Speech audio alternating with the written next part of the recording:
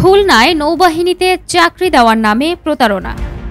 খুলনার নৌবাহিনীতে চাকরি দেওয়ার নামে মোটা অঙ্কের চুক্তির অভিযোগে প্রতারক ও দালাল চক্রের ৯ সদস্যকে গ্রেফতার করা হয়েছে। গভীর রাতে নগরীর সোনাডাঙ্গা বাস টার্মিনাল সংলগ্ন এলাকার একটি আবাসিক হোটেলে অভিযান চালিয়ে নৌবাহিনী সদস্যরা তাদের গ্রেফতার করে।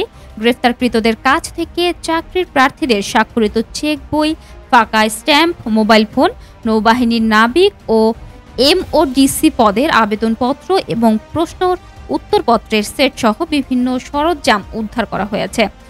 গ্রেফতারকৃতরা হলেন দালাল চক্রের প্রধান শামীম ইসলাম, তার সহযোগী আশিকুর রহমান, শাকিল আহমদ, মোহাম্মদ আলহাজ আলী, মোহাম্মদ নয়ন আলী, মোহাম্মদ মুস্তাকিম, মোহাম্মদ ফারহাদ মণ্ডল, মোহাম্মদ রিয়াজ ইসলাম ও মোহাম্মদ আমিরুল ইসলাম।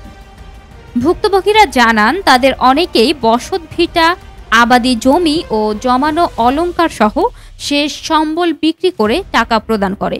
বিষয়টি বুঝতে না পেরে তারা প্রতারক চক্রের খপ্পরে পড়েছেন।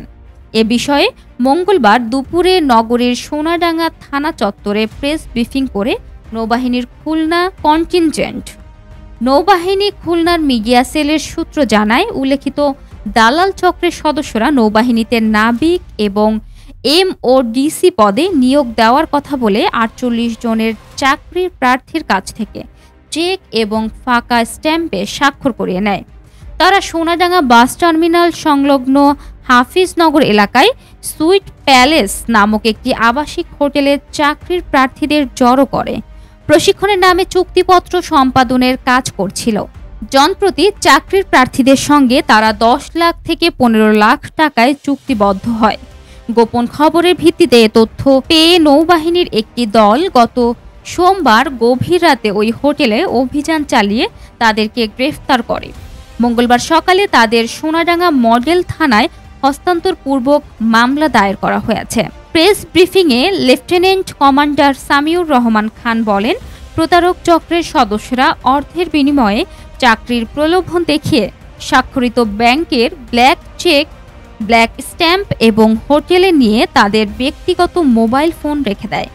এছাড়া প্রতারক চক্রের সদস্যরা বিশ্বাসযোগ্যতা অর্জনের জন্য হোটেলেই প্রার্থীদের চোখ পরীক্ষার জন্য কালার ব্লাইন্ড টেস্ট বুক এবং ভুয়া স্বাস্থ্য পরীক্ষা সম্পূর্ণ করে। তিনি আরও বলেন, নৌবাহিনীতে টাকা লেনদেনের মাধ্যমে নিয়োগের কোনো সুযোগ নেই। এ বিষয়ে প্রতারক চক্র থেকে সতর্ক থাকার জন্য সকলের প্রতি অনুরোধ জানান তিনি।